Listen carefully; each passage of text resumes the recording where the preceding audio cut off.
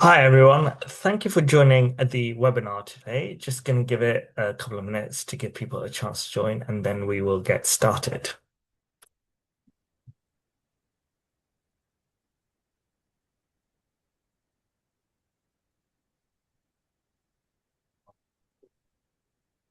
Hi everyone, we're just going to give it 1 minute to give people a chance to join and then we will get started. Thank you for joining us today for the webinar.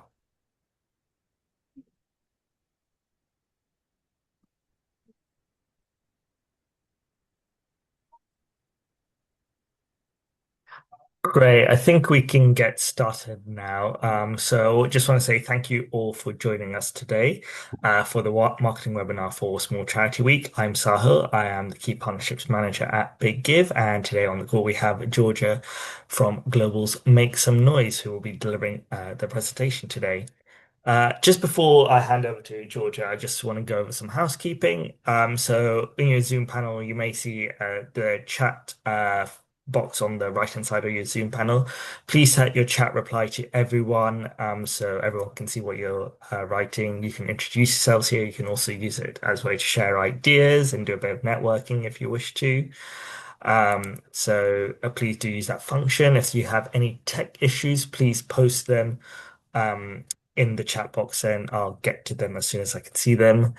For the Q&A portion of the webinar, you may see a Q&A button at the bottom of your Zoom panel, or you may have to click on the three dots more button and then there's the option there. But yeah, please put your questions in that Q&A box and then we can pick them up from there. Please avoid using the chat box to put your questions because sometimes we can lose track of them. If you need any accessibility needs, you can click on the caption button to see a live transcription of the webinar. So you can either see that button at the bottom of your Zoom panel, or if you click on the more button again, it may be there. And lastly, we are recording this webinar, so we will be posting it on our YouTube channel, and it will be available on hopefully in the next 24 hours, and it will also be available via the Trello support board. I'll put that link in the chat soon as well. If you have any additional questions after the session, please contact us at hello@biggive.org, and we'd be happy to support. Um, that is the housekeeping, so I'll stop sharing and I'll hand over to Georgia. Thank you. I will just start sharing. Does that all look okay, Sahil? Perfect. Cool. So, hi everyone. I am Georgia and I'm a marketing manager at Make Some Noise. So, we are one of the key partners involved in Small Charity Week, along with Big Give and NCVO. This is our second year doing the campaign, and we're really excited. So, I'm going to run you through a short presentation on marketing and storytelling, specifically in the charity sector and around kind of those smaller charities like yourselves. And then, like Sahil said, I'll also allow some time for questions at the end. So we'll begin with a quick intro to who we are at Make Some Noise. We are the official in-house charity of Global, which is a big media brand in the UK. We fund projects at small local charities across the UK, like mental health helplines, food banks, bereavement support, and loads more. And you can see a couple of photos there of our kind of ways that we fundraise through our radio stations, events, and we're lucky to have lots of great celebrities on board with us too. Through our kind of connections to Global. So Global, like I said, is home to some of the UK's biggest radio stations, including Capital, Heart, Smooth, LBC, and loads more. And we are their official charity. So this does mean that our audience is quite broad. Some are LBC listeners, some are Classic FM listeners who are, completely different groups of people. And we do also have a lot of people that know us separately to the radio brands, simply as Make Some Noise, and those who might have come through kind of commercial clients and partnerships that we've done over the years. So all of these make up some quite different demographics. So for us and brands and charities in general, it's really important that we understand our audience and who we're talking to. They have to come first in everything that we do. So that will be kind of a running theme throughout this is thinking about and coming back to your audience. So we'll start with a bit about storytelling. So yeah, knowing your audience is kind of at the heart of this. We need to think about who they are, what do they care about, what will stop them scrolling, and where should you speak to them. We really want to make our content important and relevant to your audience. In turn, that will kind of bring you the increased engagement. It's best to really tailor your content to what they're interested in and what they will respond best to. So here's a quick example of kind of answering those questions in terms of looking at a Heart audience. This is particularly looking at Heart's digital audience. Their on-air audience is slightly different, but this is kind of focused on the digital kind of ways of fundraising and marketing. So who are they? They're Heart's digital audience, majority females aged 25 to 44. We know this information from working with Heart as they are kind of one of our bigger audiences. What do they care about? Well, we know they care about kind of family-focused personal stories. It's this real family radio station, and that's what a lot of their content is about. What will stop them scrolling? Feel-good content is the biggest kind of thing for them. And where should we speak to them? We know that they have big audiences on Instagram and Facebook, so that's kind of what leads us to use those platforms the most for them. So this is quite a useful exercise to kind of break it down and lead you to think about, okay, so who are they and where do we want to talk to them? And then you can think about how you actually pick your platforms to target people on. There's some quite interesting stats on this slide around social media and different platforms. Generally, this is all UK based, so generally in the UK, social platforms do have a higher female number of users, and they're mostly in the age range of 25 to 34, which is quite interesting and maybe a surprise to some of you. Like you can see here, that TikTok is actually a slightly older demographic than you might first expect, which is mainly made up of 25 to 34-year-olds.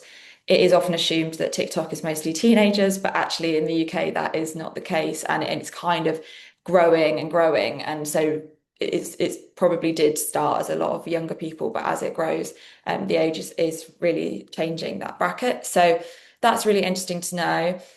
We will share this round after the call, so you can take a proper look. And all of these stats have come from Sprout Social, which I thought was just mentioning. It's a really great website, and I would recommend a little search on their website for more kind of in-depth social stats, so that that can help you kind of understand where your audience might be and where to target them. So now you've had a bit of a think about your audience by this point, you can actually think about what your message is and what you want to say.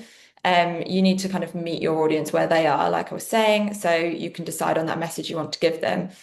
But actually, the best way to do this can be to kind of work backwards. So start by thinking about the action that you want people to take after seeing your content and then taking it back from there. So, as an example, if you're aiming to increase brand awareness and that's your kind of end goal from this content, then your message might be telling them about who you are and what you do, just to increase their awareness of you as a small charity. But you may also be using that content to kind of ask for donations. So then in that case, you may prefer the message to be about the impact you're having and the change that you're creating in your local community, which will really drive them to see how important it is and encourage them to donate. So there can be slightly different ways of framing this, but yeah, it's definitely useful to think about what do you actually want them to do, make sure that content is serving its purpose. And then by this point, you've thought about your audience, you've thought about the message you want to send. So how do we bring that together? Well, defining your audience is that first step and finding the channels that they are on. You might not know this instantly, but I would really recommend doing some research on social platforms, using the tools on social media, like within the app, to look at your social insights. This is free and really, really useful, but also just a bit of trial and error over time. You're not going to know all these things straight off and you're not going to get it right every time, and that is completely fine. We need to do a bit of trial and error and see what engagement is like, see what comments we're getting, all of those kind of things. And that is a super important step in the process. And then finally, that leads you to kind of figure out what's going on, where people are, and actually speak to them where they are. So once your plan is in place, you can start thinking about how you actually create the content. It can feel slightly overwhelming.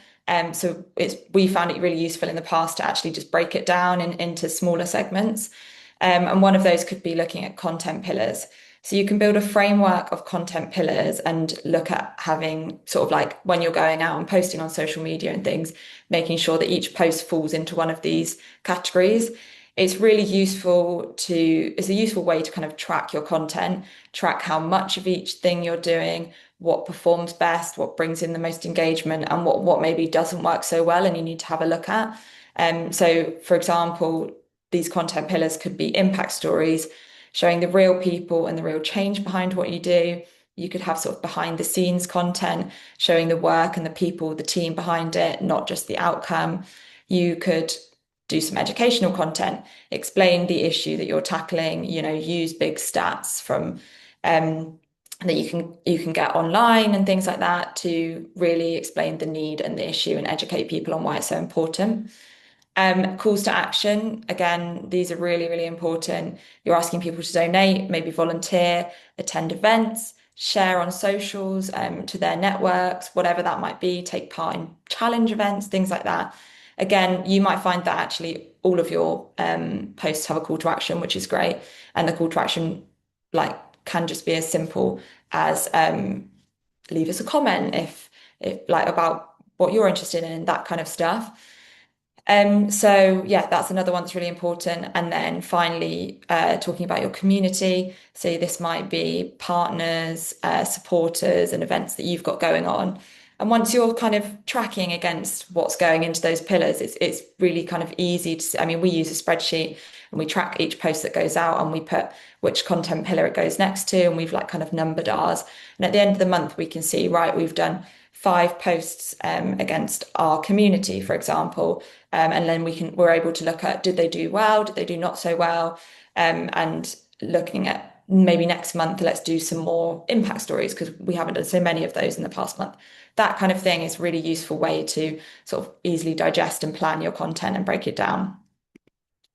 So when it comes to actually creating the content, it's quite useful to think about how you're actually going to plan it out.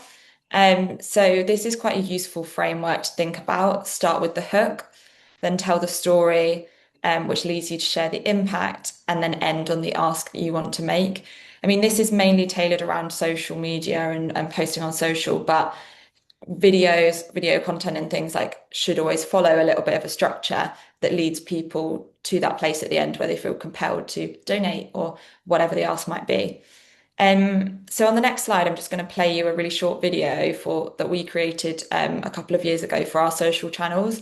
It was around a campaign when we were celebrating 10 years of Make Some Noise. So we actually went and revisited someone who'd previously been supported by one of our projects when he was younger. And we got him to speak authentically about the impact that it had on him. So I will play that on the next slide and hopefully it all works okay. Hi, it's Jamie Theakston here from Heart Breakfast. Now, I met Theo when he came here to the Heart Studio when Global's Make Some Noise supported the Children's Eye Cancer Charity back in, I think it was 2017. Anyway, Theo is such an amazing guy. He's overcome so many challenges, but he's always been overwhelmingly positive and full of life. This is Theo's story. Hello, my name is Theo Sergio. I am 22 years old and I've been supported by CHEK since I was 3 months old because I had a rare form of childhood cancer called retinoblastoma, which has meant that I was blind in my left eye after I first kind of hit by cancer, and then had cancer again, which took out a lot of my right eye. I refused to kind of let that stop me. I kind of pushed beyond the boundaries. And that attitude, nearly 100%, is formed by having that community that CHEK was there for me. I was given up originally. And I remember with CHEK, kind of them encouraging me that I had potential because of my uniqueness. It allowed me to kind of excel in education. I went from failing like most of my mocks to then studying PPE at the University of Oxford. And someone who is visually impaired, God, I love podcasts, I love radio, I listen to it every morning.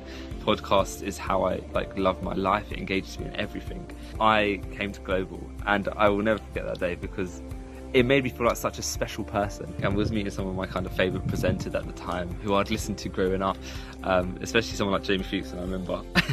And then getting to see that firsthand was absolutely incredible. And I remember he turned to me and said to me, does radio matter a lot to you as someone who's visually impaired? And I said, it matters too much for me to tell you in the next 5 minutes or however long. And he's like, no, tell me. Make Some More Noise, there's some great stuff. I think without checked, I'd be in a much more quiet place. I'd feel the pressure and the kind of stresses on the world getting on top of me. And I don't think I would have left my house much at all. So that is my journey, that's my story, and it's because of the great work that stuff like Make Some Noise does that allows Check to continue and give people like me not just a chance to like survive the cancer, but also live beyond it.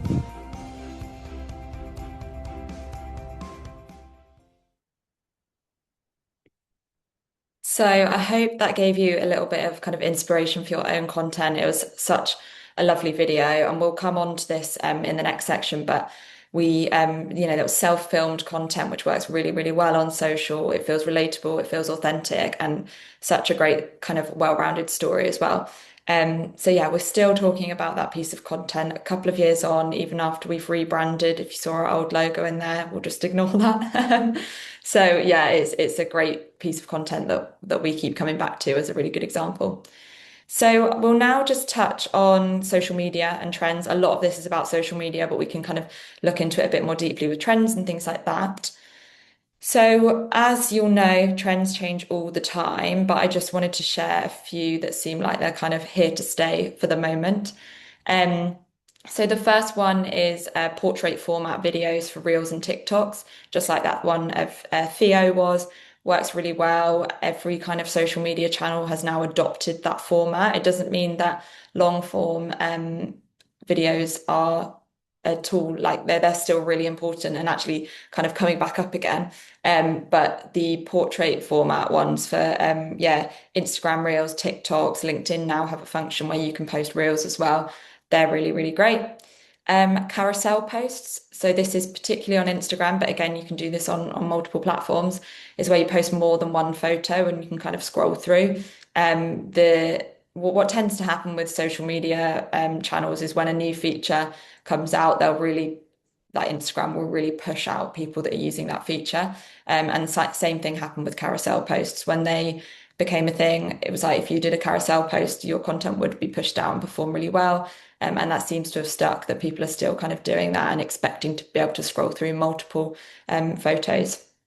Then using social as a search engine. So this is probably most prominent on TikTok, and we've probably all experienced it, like looking for a restaurant recommendation, or we're going on holiday somewhere, so you might search on TikTok, see what other people recommend. I think people really value that kind of human interaction and recommendation. So that's really important. But also, could you kind of educate people here if they're searching on social media for about certain topics and themes? Could you really use that to your advantage? Then we've got authenticity and honesty. Again, like I said with the Theo video, that was a really authentic video. People want to see real people and real stories, which is great because that much easier for us as kind of small charities to capture. And then we've got user-generated content, so that's quite similar. It's not everything needs to be polished and filmed professionally. We can do self-film stuff. People really relate to that. And that's kind of what that UGC content means. And then finally, and a really important one, is to build strong communities through social media. It's one of the main purposes of social media. It's what a lot of us kind of use the platform for. It's really important to engage with your community. They're the most important people for your charity. We have actually done a real push on this in the last year or so, sort of commenting on things, engaging with our supporters, thanking them, all of this kind of stuff, sharing things to stories. And we've seen a huge increase in our reach and interaction. So it's been really, really positive for us, and something that is a priority for us this year that we're going to continue. So highly recommend that one. Obviously, with increased engagements, you're hopefully going to see that kind of increased like donations and all of those great things that you're asking for. Then I just wanted to share, and don't worry, we will send this, so don't feel like you have to quickly note everything down. But this is an awareness days calendar. So yeah, you'll be able to see it in better detail when we share it around, but awareness days can really help you to think about what content to post. They can give you a bit of a hook. You might just feel like, oh, we want to keep, consistently post on social media, but we're struggling for ideas, or it's really hard to kind of churn out things that are different and engaging. But thinking about awareness days can be a really good way of doing that. So if there are things that are already being talked about, you can be part of that conversation. You can join in. There'll be hashtags, and hashtags aren't, as useful as they used to be, but on things like TikTok, they still really, really work. So they will be trending. There'll be things that people are searching for at certain times of year. That's really useful to kind of, yeah, join in the conversation on. It will be completely different depending on what area you're working in, and you will have your own days that you can actually add in as well, your own events and things. But yeah, really recommend as a bit of an activity after this, maybe creating your own awareness days calendar. I think it can be really important. We've seen it ourselves in like recently with like London Marathon and getting involved in that conversation, the coverage spread quite far and wide. So yeah, would really recommend as a team having a think about this one and making it really relevant to you. Um, and finally, obviously, we've touched a lot on social media and I've shown you a kind of social media clip and things, but I did want to talk to you about how you can convert the content to use on other platforms too. All are really, really important, different for every single organization. So social media is really important. It's growing. It's free to use, obviously, which is great. So we can all access that. But it's also important not to neglect your other digital platforms like email marketing and your website, which I'm sure you won't, but worth noting that we don't want to put everything into social media. We need to kind of keep a focus on all of our digital platforms. You will have really valuable audiences in other places that don't actually see your social media, so we can't just assume that everybody who is on our other platforms is also on social media. So keep your messaging consistent. If you're doing kind of social first, creating videos that are like social led, that's great, but we may need to adapt those for other audiences. So you should be consistent with your messaging across the platforms, but conscious that audiences will receive information in slightly different ways and they will be slightly different audiences. So just really here, I just recommend using the data you've got access to on your platforms and see what you can find out about your audiences. So if you use an email marketing platform, kind of pull a report, see what information you can find out, where your donors are based might be useful. Then you can do sort of location specific things, looking at what content gets the most clicks and comments and things like that. That will really show what they're interested in and can drive kind of your content and the choices that you make of what you want to send them. Your website is really like a landing page for everything that you do. So great to have everything on there, but still needs a bit of strategy behind where you're posting things, what's going on the homepage, things like that. Again, all really useful to look at what's getting the most clicks, what time of year are people coming to your website the most. If you do something on social, is it driving traffic to your website? All of that is really useful to just know and understand. And it does take a little bit of time, but a really good kind of way to track things. We look at these things monthly, it makes some noise. It would be great if we could look at them more often, but we just kind of allocate that time once a month at the moment and keep up to date on the smaller things week by week. So yeah, ultimately on this, you can keep the message largely the same, but just alter your copy or maybe re-edit the video slightly or change the asset slightly, depending on the platform that you're sharing it on.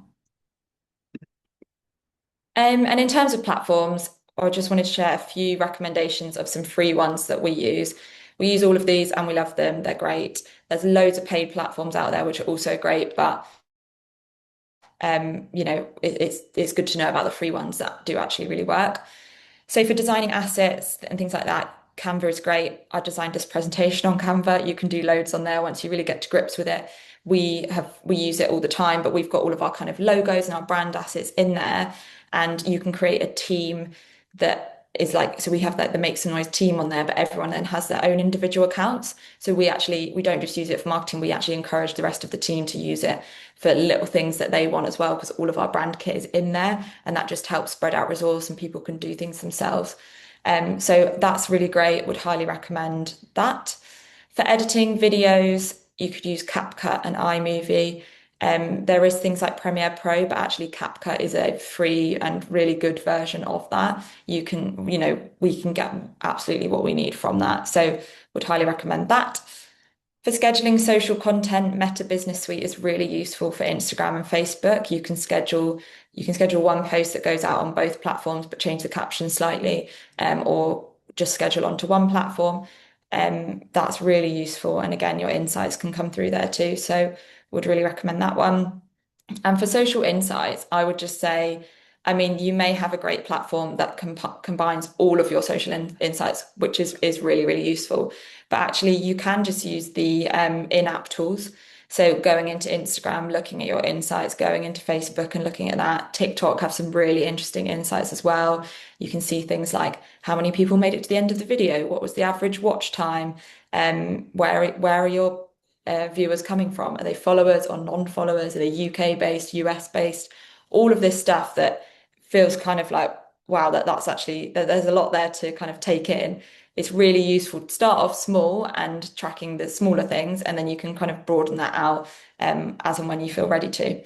So yeah, I just wanted to share all of those, tried and tested, and definitely recommend. And that brings me to the end of this kind of quick tour of marketing channels and storytelling and things like that. But I hope it was useful. And yeah, I'm going to stay around to answer any questions, which Sahil will kind of pick out and select. So yeah, any questions, let us know. Thank you so much, Georgia. Really great presentation. Lots of great advice for charities to take away. Just picking up the question. So we do have one question so far from Joe Dickey. They ask, how do you select who to share your posts with on Facebook? I feel like I'm pitching in the dark and I'm concerned about annoying other organizations. Yeah, so I would start by looking at what your audience is made up of on Facebook, who your kind of followers and the people that like your content are. Looking at the platforms, we know that I can quickly scroll back actually to the kind of age group of Facebook users in the UK. So actually slightly younger than you might expect, 18 to 24-year-olds. Again, it's mostly female on Facebook. So that's really useful to know, but I know that is a kind of general who is on Facebook. Um, and that might not be so specific to you. I think post, see how the posts go and do a bit of trial and error. And then if you feel like you're posting too much and your posts just aren't getting the engagement that they used to, then you can start to scale it back. There is also the option on Facebook or on all the social channels to do paid social. And this is where you can really specifically target who you speak to. So you will be able to really pick that audience of people that are interested in football, for example, people that are located in Surrey, like that, it can be that kind of specific. So that's a useful thing to look into. You don't have to invest loads in it. Again, you can just try it with a small amount and see if it does actually reach more people. And again, you'll get the insights for that. So generally try and test out these things and see how they go. But yeah, hopefully that gives some useful insight. Uh, yeah, some great advice there. And then Barbara Fountain has asked, Meta has recently offered us monetization for our channels. What impact would that have on how people see our content? Um, yeah, so is that monetization in, I don't know, are they able to turn off their So, mics? Is that monetization in terms of making money from the platform or in terms of using it for paid social? yeah, Barbara, maybe if you could, clarify. Oh, how is that? Oh, she says, yes, us getting paid, she said. Oh, interesting one. So we've not actually explored that before ourselves, but I think I don't think I mean it may come up as a sort of like ad content or something, but I do think that if your content is kind of authentic and natural to you and you're not straying too far from what you usually do, then it will slot in. We all get served paid content on like Instagram stories now, even between stuff. It's if it's like integrated in really well, then it doesn't flag to people as something that's kind of paid or sponsored. I would explore that. I mean, I can't offer too much advice on that because we haven't actually used it ourselves, but I would explore that and also maybe look at some examples of other charities that have done it just to see what kind of content you should use for that. But yeah, sounds exciting. Um, Laura has asked, do you have any recommendations for email platforms, please? And how has the new soft opt-in changed the way we can email? Just on the second point, the fundraising regulator has just released their guidelines on soft opt-in. We, as an organization, are still digesting their recommendations, but it's definitely worth checking out their sort of guidelines and advice there. But yeah, hand over to Georgia on that question. Yeah. Same as us on the soft opt-in. I had a meeting about it on Monday, and we're just working out what it means for us and how what it means on different platforms and things as well. Because there's complications around getting data from third parties and what counts as a third party. So yeah, still working on that, but there's information online as Sahil said. But I think again, it needs a bit of clarity. In terms of email marketing software, we have used quite a few over the years. We've tried MailChimp, we've tried HubSpot, we used Pardot up until last year, which is really closely linked to Salesforce. But to be honest, we found that quite clunky and we've moved away from that one. Yeah, you agree. Um, Yeah. yeah. So we now actually, in a quite interesting, actually, we use fundraising platform called Raisely.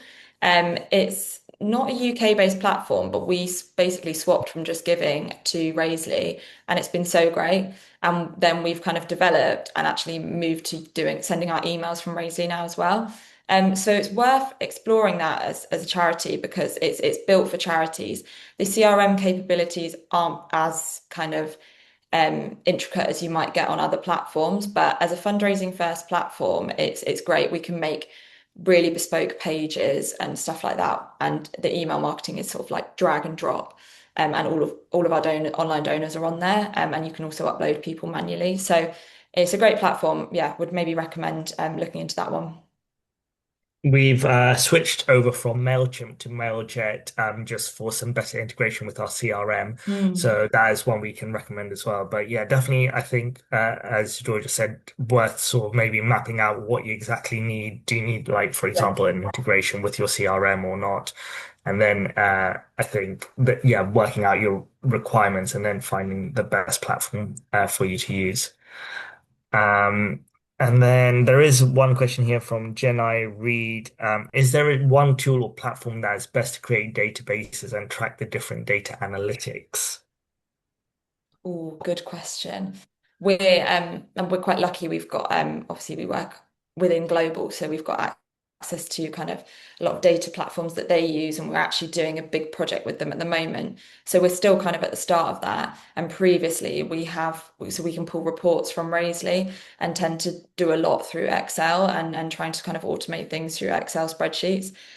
So I don't have a particular platform in terms of like dashboards, but I would say it's worth exploring when you start joining a new platform what access to data you can get. Like for us, it was a big thing with Raisley, and actually we can get quite good data from Raisley. So we went with that. But yeah, sorry, possibly not too much help in terms of the dashboard because we do try and automate it for Excel at the moment.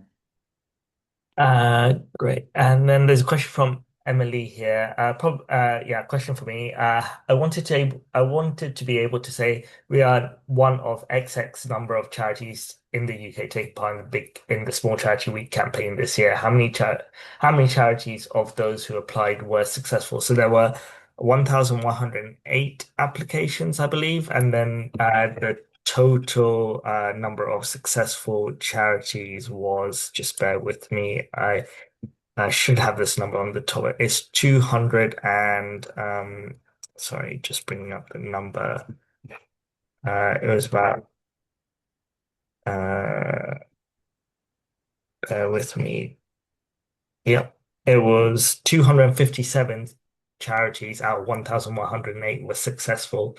So that's what you can put in your comms. And Laura's asking about some of the links to those platforms you suggested there. I put Raisely in the chat. I don't know if there were any others you mentioned, Georgia, or was that the only one? Um, these ones, Um, or maybe, or was it the email ones I'd spoken the about? email, sorry, the email marketing platforms. What's the easiest way? Shall I send a link to you, Sahil, to send in the email when the presentation goes live? Yeah, I can definitely yeah, I send can this. I can put that on the Trello board. Perfect. I'll do that way. Yeah, it was HubSpot, Mailchimp, are just a couple, but it does definitely depend, like we said, on what you actually need from them.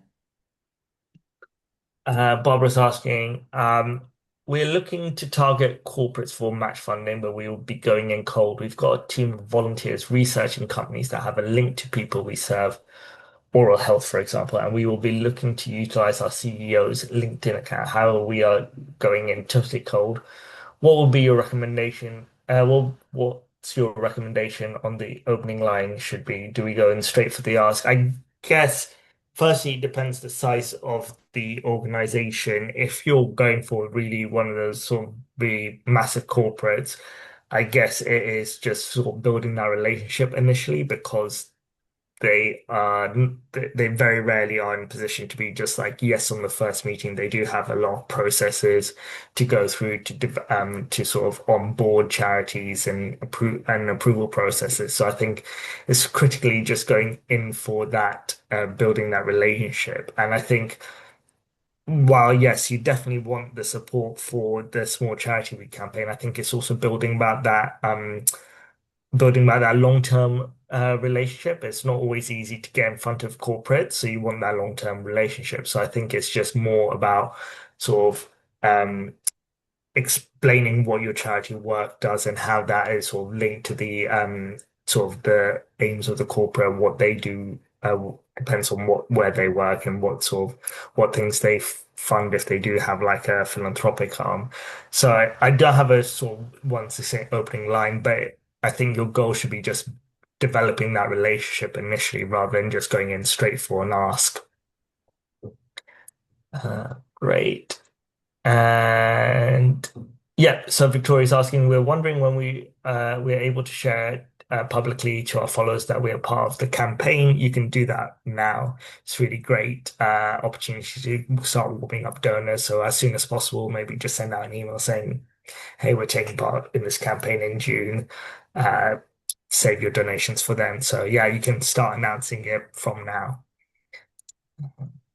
There is a question here from Louise. Is there a Small Charity Week campaign film? When will it be shared?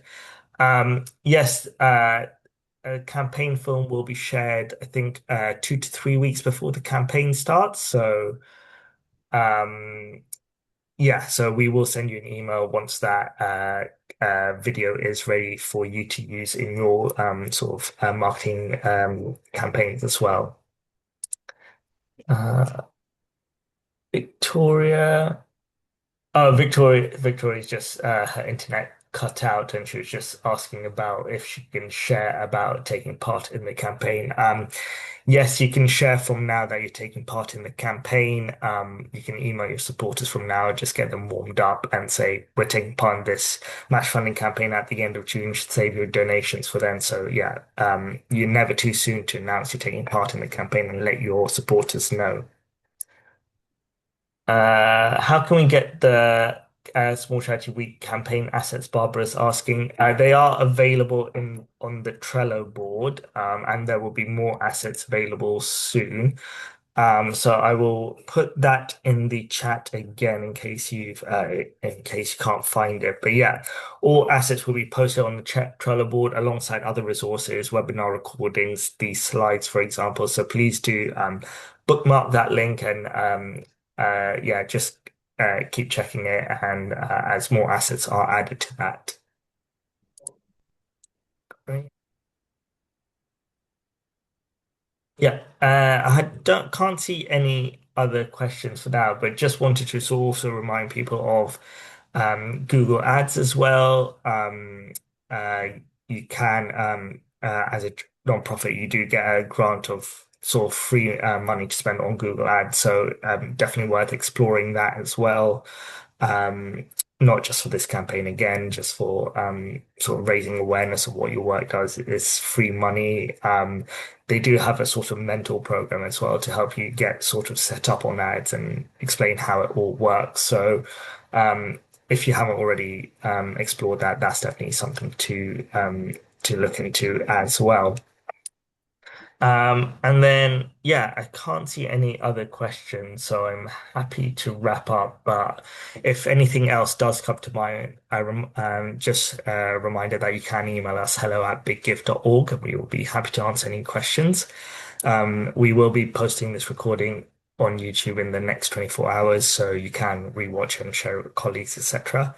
But we do want to thank Georgia for sharing her time with us and sharing all her knowledge with us. There's lots of great advice. So thank you, Georgia, for joining us today.